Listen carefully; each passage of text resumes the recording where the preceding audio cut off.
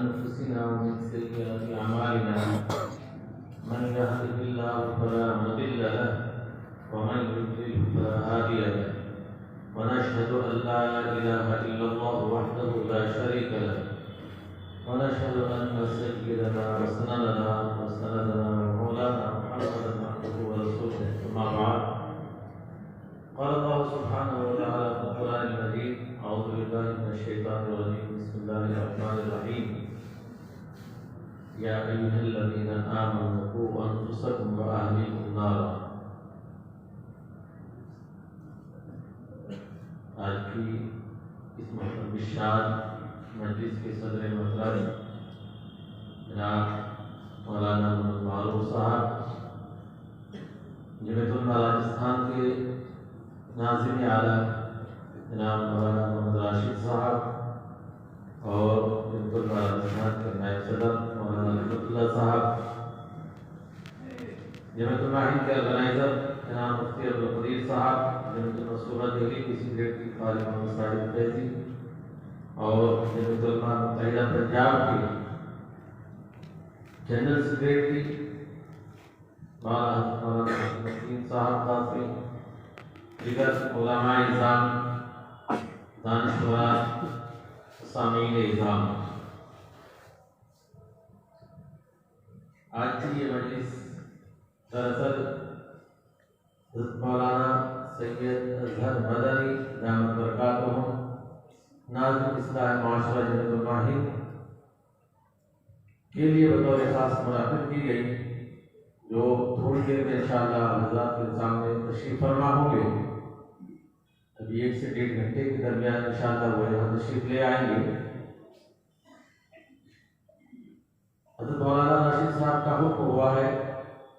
کہ کچھ دیر میں بھی عرض کروں اصلاح معاشرہ کے تعلق سے، کیونکہ علماء کرام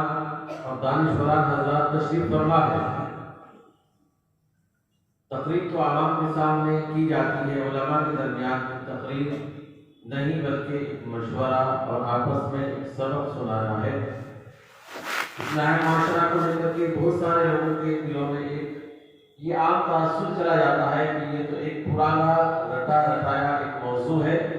اس سلسلے میں ہمارے یہاں پروگرام ہوتے رہتے ہیں، اس لیے عوام اور خواص بھی اس کی طرف کم توجہ دیتے ہیں۔ در حقیقت اصلاح معاشرہ ہی ہماری شریعت کی جان ہے۔ یہ اتنا وسیع موضوع ہے کہ جس کے اندر تمام احکامات شرعیہ اور تمام منہیات اس کے اندر پیوست ہے۔ اللہ تبارک و تعالیٰ نے جن احکامات کے کرنے کا حکم دیا ہے وہ بھی، اور جن سے روکا گیا ہے، منع کیا گیا ہے، وہ تمام چیزیں اس کے اندر شامل ہو جاتی ہے۔ زندگی کا ہر پہلو اس کے اندر ہے کہ انسان کو کس طریقے پر اپنی زندگی گزارنی چاہیے، وہ تمام چیزیں اصلاح معاشرہ کے اندر آتی ہیں۔ قرآن پاک اور احادیث مبارکہ کی روشنی میں ہماری زندگی کس طریقے پر گزارنی چاہیے، ہمارا سماج، ہمارا معاشرہ، ہماری سوسائٹی کس طریقے سے زندگی کا گزر بسر کرے، یہ ساری چیزیں اس میں آ جاتی ہیں۔ تمام چھوٹی سے لے کر کے بڑی چیزیں سب کو یہ اصلاح معاشرہ کا موضوع مشتمل ہے۔ معاملات ہمارے کس طریقے کے ہونے چاہیے، اخلاقیات، معاشرات، یہاں تک کہ ایک انسان کو کس طریقے پر اپنے گھر کے اندر اپنی زندگی گزارنی ہے، چاہے وہ باپ بیٹے کے ساتھ ہو یا بیوی کا رشتہ ہو، یا ایک طالب علم اور استاد کا کیا تعلق ہونا چاہیے، ایک امام اور مقتدی کا کیا تعلق ہونا چاہیے، ایک پڑوسی کا دوسرے پڑوسی کے ساتھ کیسے، آپس میں رشتہ داروں کو کیسے رہنا ہے، ایک بستی، ایک شہر، ایک گاؤں میں، ایک معاشرے میں، ایک سوسائٹی میں ہمیں کیسے زندگی گزارنی ہے، تمام پہلوؤں پر یہ موضوع شامل ہے، مشتمل ہے۔ تو زندگی کے تمام چیزوں کو اصلاح معاشرہ جو ہے وہ ایک ایسا جامع اور معنی لفظ ہے کہ زندگی کے ساتھ جتنی بھی انسان کی ضروریات لگی ہوئی ہیں وہ سب پر حاوی ہے۔ اس لیے اس کو یہ نہ سمجھنا چاہیے کہ ایک پرانا رٹا رٹایا ایک موضوع چلا آ رہا ہے، اس لیے اصلاح معاشرہ کا پروگرام ہوتا ہے تو لوگوں کے ذہن میں وہی بات آ جاتی ہے، جبکہ تمام چیزیں اس کے اندر شامل ہیں۔ اور اسلامی تعلیمات نبی پاک صلی اللہ علیہ وسلم نے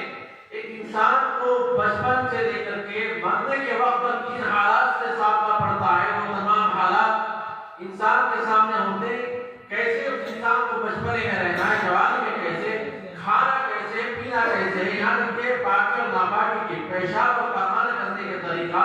اس کے آداب، ایک آدمی تجارت کرتا ہے، تجارت کے آداب اور اس کے اصول و ضوابط کیا ہے، ایک آدمی پردے پڑھانے کا ہے، اصول و ضوابط پردے پڑھانے کے کیا ہے، ایک آدمی کھیتی کرتا ہے، ہمیں کھیتی کس طریقے پر کرنی چاہیے، تمام چیزیں اس کے اندر شامل ہے۔ اس لیے یہ کہہ دینا کہ اصلاح معاشرہ ایک پرانا موضوع ہے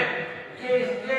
اہمیت کو کم نہیں کر دیتا ہے، بلکہ ہمارے دماغوں کے اندر یہ بات ہے، یہ پرانا موضوع ہے، تو ہمیں اپنے دماغ کو، اپنے ذہن کو صحیح سمت میں لانا چاہیے اور سوچنا چاہیے کہ پرانا نہیں،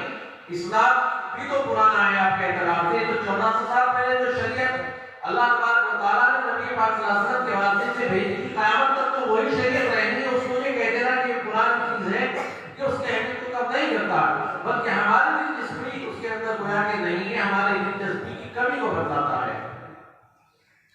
اصلاح معاشرہ کے تعلق سے جمعیت المعین کے صدر امیر ملک حضرت مولانا سید ارشد بندی دامت برکاتہ کو فکر ہوا جیسے جمعیت المعین تمام حالات پر نظر رکھتی ہے اور جب جس وقت جس چیز کی ضرورت محسوس ہوتی ہے حضرت صدر محترم اس کا سرکلر جاری فرما کر لوگوں کی توجہ اس طرف مبذول کراتے ہیں۔ ابھی دیکھا کہ ملک کی سطح پر مسلمانوں کے اندر کتنی خرابیاں ہیں، کتنی بدعنوانیاں ہیں اور کتنی بدکرداریاں ہیں، جس کی وجہ سے آج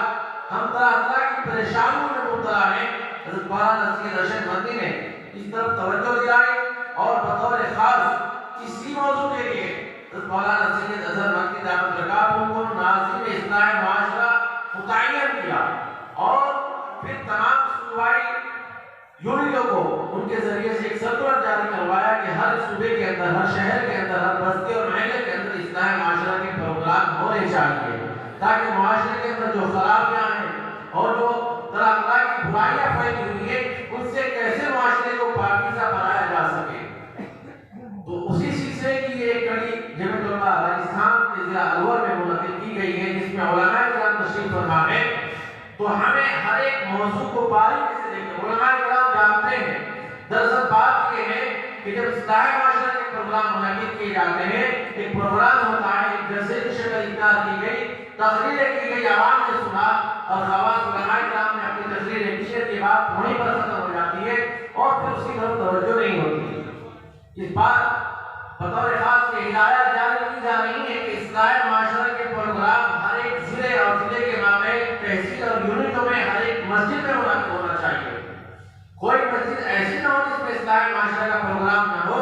اور ہر ایک مسجد وار کمیٹی بنانی چاہیے جو اصلاح معاشرہ کو مسلسل دیکھتی رہے۔ یہ نہیں کہ جمعیت المعین کے اراکین آئیں گے اور اس پر تقریر کریں گے، بلکہ ہر ایک مسجد میں جب اصلاح معاشرہ کی کمیٹی بنے گی وہ مسلسل اپنے محلے کے اوپر نظر رکھے گی کہ کون سی خرابیاں نئی نئی یا پرانی ہیں، قوم کے اندر کے دین کی طرف قوم کو توجہ دلا کر کے ان خرابیوں سے اور برائیوں سے اور منہیات سے قوم کو روکنا ہے اور باز رکھنا ہے۔ وہ مسلسل اس میں محنت کرے گی، پھر اپنی رپورٹ کو اپنے اوپر اپنے ضلع کو دے گی، ضلع اپنے صوبے کو، صوبہ مرکز کو اپنی رپورٹ سونپے گا، تب اس کے نتائج کارآمد اور جو ہے نتیجہ خیز سامنے آئیں گے انشاءاللہ۔ تو ہم کرتے کیا کہ پروگرام کر دیا اور اپنی ذمہ داری سے سبکدوش ہو گئے۔ یہ ذمہ داری مسلسل اس کام کو کرنا ہے، دین کا اور شریعت کا کام سمجھ کر کے اور قوم اور امت کی فلاح بہبود کا کام سمجھ کر کے اس میں ہمیں رات دن لگنا ہوگا کہ معاشرے کے اندر بہت ساری خرابیاں ہیں، کوئی خرابی نہیں ہے۔ اگر ہم دیکھیں شادیاں بیاہ ہو تو اس کے اندر بھی طرح طرح کی رسومات عوام کے اندر بھی، خواص کے اندر بھی ہے، چاہے وہ جہیز کے علاوہ دور جہیز کے علاوہ شادی کے موقع پر کتنی خرافات ہوتی ہے۔ بعض مرتبہ وہ خرافات بہت زیادہ آگے نکل جاتی ہے کہ جس کے اندر ناچ گانے اور طرح طرح کے ڈھول تاشے نہ جانے کیا کیا خرافات ہوتی ہے، فضول خرچیاں کس قدر ہوتی ہے، رشتے سے لے کر شادی تک، مرنے کے وقت کی رسومات یا دوسرے مواقع پر مسلمانوں کے درمیان چاہے وہ بخشیات کا مسئلہ ہو کہ طرح طرح کے نشے میں امت کے نوجوان مبتلا ہے، چاہے وہ سود اور بیاہ کا مسئلہ ہو، چاہے جوڑے کا مسئلہ ہو، چوری اور ڈکیتی کا مسئلہ ہو، آپس کی لڑائی کا مسئلہ ہو، چھوٹی چھوٹی باتوں کو لے کر کے ایک دوسرے کے خلاف کیس درج کرا دینا، آپس میں ہی حسد، کینہ اور بغض اور عداوتیں تمام کی چار امت کے اندر اس طرح کی برائیاں پھیلی ہوئی ہیں، یہ اشارہ کیا جا رہا ہے اصلاح کو کی جائے کہ آپ حضرات کے ہر محلے کے اندر جب مسجد کے اندر پروگرام منعقد ہوگا بطور خاص محلے کے امام وہاں پر جمع ہوگی، ائمہ حضرات علماء کرام پہ تقریر فرمائیں گے، تب اس کی طرف آپ حضرات کی توجہ جائے گی اور انشاءاللہ اس راجوں کو دور کرنے کی کوششیں کی جائے گی۔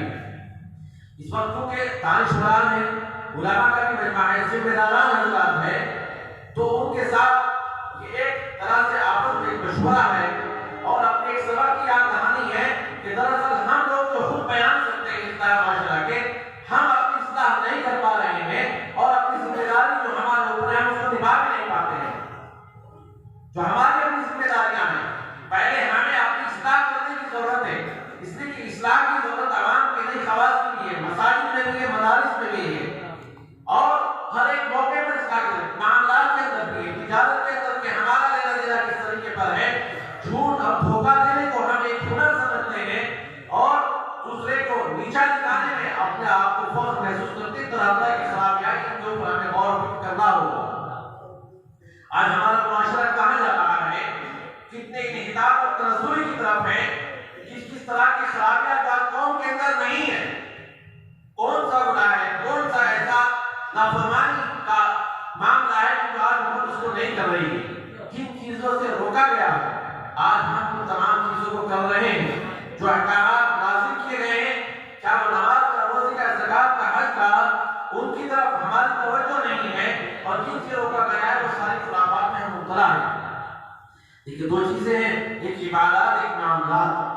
عبادات کا تعلق انسان کی اپنی ذات سے ہے، وہ نمازیں پڑھنے کی تاکید قرآن پاک کے ذریعے ہے، روزے کی، زکوٰۃ کی، حج کی احکامات شریعہ جو ہر ایک انسان کو کرنے ہی کرنے ہیں، لیکن ان عبادات کا تعلق اللہ تبارک و تعالیٰ کی ذات سے اور بندے کی ذات سے، ان دونوں کے درمیان کا ایک رشتہ ہے۔ اگر ان عبادات میں کوئی کوتاہی اور کمی رہ گئی تو اللہ تبارک و تعالیٰ کو اختیار ہوگا کہ وہ اپنے حق کو معاف کرے قیامت کے دن، اور بغیر معاف کیے کس کا بیڑا پار ہونے والا نہیں ہے۔ یقین اللہ تبارک و تعالیٰ ارحم الراحمین ہے، وہ اپنے فضل و کرم سے انسانوں کی خطاؤں سے درگزر فرمائیں گے، تبھی جا کر کے انسانوں کی مغفرت کے فیصلے ہوں گے، اس کے فضل سے ہوں گے۔ عدل کا اگر معاملہ آ جائے تو ہم کامیاب نہیں ہو پائیں گے۔ اس لیے عبادات کا تعلق ہے، ضروری ہے نماز اور روزہ، لیکن جہاں تک معاملہ ہے معاملات کا، ہمارے اخلاقیات کا، ہماری معاشرت کا، وہ معاملہ ہمارے انسانوں میں ایک دوسرے سے وابستگی کا ہے، وہ حقوق اللہ کا تعلق ہے، یہ حقوق العباد سے تعلق رکھتا ہے۔ تو حقوق اللہ کے اندر اگر خامی اور کمی رہ جائے تو چونکہ اللہ کا حق تھا اور اللہ بڑا رحیم اور کریم ہے، وہ اپنے حق کو معاف کرنے پر قدرت رکھتا ہے اور معاف کرے گا۔ اگر ہماری عبادات میں کوتاہیاں رہ گئی ہیں تو یقیناً اللہ تعالیٰ نے معاف فرمائے گا، لیکن اگر معاملات کے اندر کمی ہے، اگر اخلاقیات کے اندر کمی ہے، اگر ہمارے معاشرے کے اندر کمی ہے، اگر حقوق العباد کے اندر کمی ہے، تو پھر معاملہ بڑا سخت اور سنگین ہے آخرت کے اعتبار سے۔ اس لیے کہ اللہ تبارک و تعالیٰ نے بندوں کے حقوق کا زیادہ خیال کیا ہے۔ چھوٹی چھوٹی بات پر ہمیں ایک دوسرے کی عزت و آبرو پر اتر آتے ہیں، اس کی عزت کو تاردار کر دیتے ہیں، ذرا ذرا سی بات پر گالی اور گلوچ اور مار باپ تک کہاں تک پہنچ جاتے ہیں اور ایک دوسرے کو نیچا دکھانے کی کوشش کرتے ہیں۔ معاملہ بچوں کی لڑائی سے شروع ہو کر کے تھانے اور کورٹ اور کچہری تک جاتا ہے، ہمارا پیسہ بھی برباد ہوتا ہے اور وہاں پر عزت و آبرو کا بھی جنازہ نکلتا ہے۔ طرح طرح کی خرابیاں ہیں۔ میں اشارہ کر رہا ہوں کہ آج امت ان تمام خرابوں میں مبتلا ہے۔ اسلام کو نقصان دشمنان اسلام سے نہیں پہنچ رہا ہے، بلکہ اسلام کے ماننے والوں کی بدعمالیوں سے، بدکرداری سے اور بداخلاقی سے پہنچ رہا ہے۔ آج ہمارے اخلاق، ہمارے کردار اسلام کے اعتبار سے صحیح ہو جائے تو وہ لوگ جو اسلام کے خلاف ہیں وہ اسلام کے مخالف نہیں رہیں، آپ کی دیواریں ہوں گے۔ نبی پاک صلی اللہ علیہ وسلم کا زمانہ، صحابہ کرام رضوان اللہ علیہم اجمعین کے حالات کو آپ دیکھیں، سنیں اور پڑھیں کہ ان کے معاملات کو دیکھ کر کے لوگ انہی کے نہیں بلکہ اسلام کے ماننے والے ہوتے تھے۔ جب ان کی تجارت کو دیکھتے تھے کہ کتنی ایماندارانہ طریقے پر ان کا اپنی تجارت ہے، جب ان کے حالات کو دیکھتے تھے کہ اپنے رشتہ داروں اور دوستوں کے ساتھ اس طریقے کا اچھا برتاؤ یہ کرتے ہیں، اپنے اوپر ایک دوسرے کو ترجیح دیتے ہیں، ایثار اور قربانی کا جذبہ ان کے اندر بھرا ہوا ہے، وہ دوسرے کی عزت کو اپنے سے زیادہ سمجھتے ہیں اور دوسرے کے ادب و احترام کو اپنے سے زیادہ اہمیت دیتے ہیں۔ وہ ان کے معاملات کو جب دیکھتے تھے، ان کے بول چال کے انداز کو جب دیکھتے تھے کہ ایک چھوٹا بڑے کا کتنا ادب کر رہا ہے، پڑوسی دوسرے پڑوسی کا کتنا خیال کر رہا ہے، ایک مالدار ایک غریب کا کتنا خیال کرتا ہے، جب دشمنان اسلام مسلمانوں کی حالت کو دیکھتے تھے تو اسلام کے دائرے میں آ جاتے تھے۔ اور آج جب ہمارے اخلاقیات کو دیکھا جاتا ہے، ہمارے معاملات کو دیکھا جاتا ہے، ہمارے جھوٹ اور فریب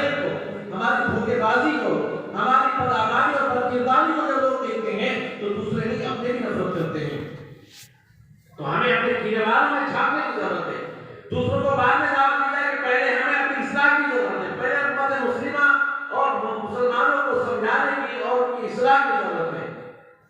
آج ہم خود اسلام کا نام لیوا ہے اور اسلام پر نہیں چل پا رہے ہیں. کتنی بڑا آواز پر کرداریاں ہیں, کتنے پڑوس کو رشتے داروں کو ہماری اپنی طرف سے تکلیفیں پہنچ رہی ہیں اور ان کو گناہ نہیں سمجھتے.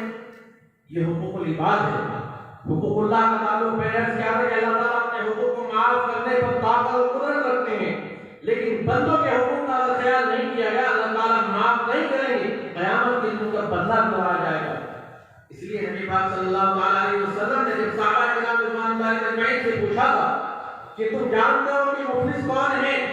صحابہ کرام نے عرض کیا یا رسول اللہ مفلس محتاج اور تنگدست ہم اس کو سمجھتے ہیں جس کے پاس کھانے کے لیے کچھ راشن اور غلہ نہ ہو, پہننے کے لیے کپڑے نہ ہو, رہنے کے لیے مقام ہو, جو کمزور مال ہے تراجو ہو, مفلس ہے, وہ تنگدست ہے. نبی پاک صلی اللہ علیہ وسلم نے ارشاد فرمایا نہیں یہ مفلس نہیں ہے, بلکہ ایک شخص قیامت کے دن آئے گا, بہت ساری عبادت کی ہوگی, روزے بھی رکھے, حج بھی کیا, زکات بھی دی اور صدقہ خیرات بھی کیا, اللہ کی عبادت کر کے آئے, یقیناً وہ کرنا چاہیے تھا اور کیا, لیکن حقوق العباد کا خیال نہیں کیا, کسی کی زمین پر قبضہ کیا, کسی کے پیسے ادھار کے وہ واپس نہیں کیے, کسی کے ساتھ دھوکہ کیا, کسی کی عزت کو اور اس کی جو ہے. Thanks for watching. Don't forget to like, comment, share and subscribe to Al Wahid channel.